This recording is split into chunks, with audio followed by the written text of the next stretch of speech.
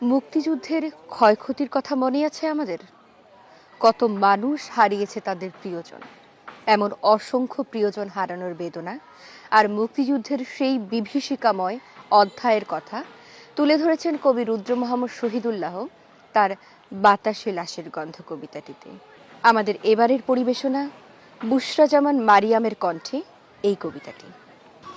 আজও আমি বাতাসে লাশের গন্ধ পাই, আজও আমি মাটিতে মৃত্যুর নগ্ন নৃত্য দেখি, ধর্ষিতার কাতর চিৎকার শুনি, আজও আমি তন্দ্রার ভেতরে।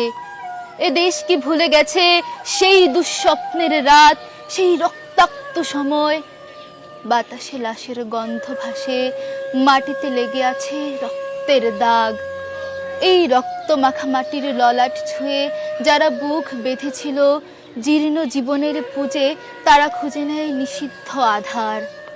আজ তারা আলোহীন খাঁচা ভালোবেসে জেগে থাকে রাত্রির গুহায়।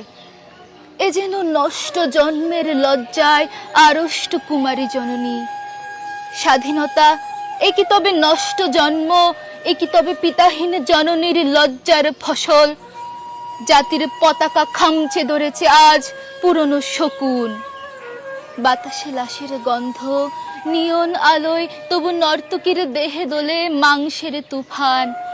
মাটিতে রক্তের দাগ, চালের গুদামে তবু জমা হয় অনাহারী মানুষের হাড়। এ চোখে ঘুম আসে না, সারা রাত আমার ঘুম আসে না। তন্দ্রার ভেতরে আমি শুনি ধর্ষিতার করুণ চিৎকার।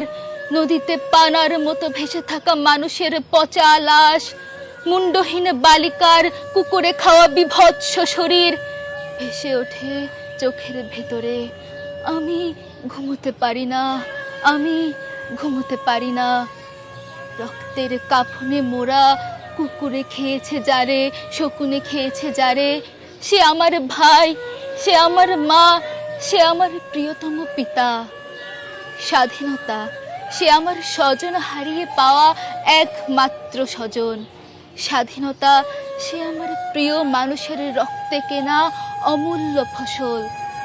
ধর্ষিতা বনের শাড়ি, ওই আমার রক্তাক্ত জাতির পতাকা।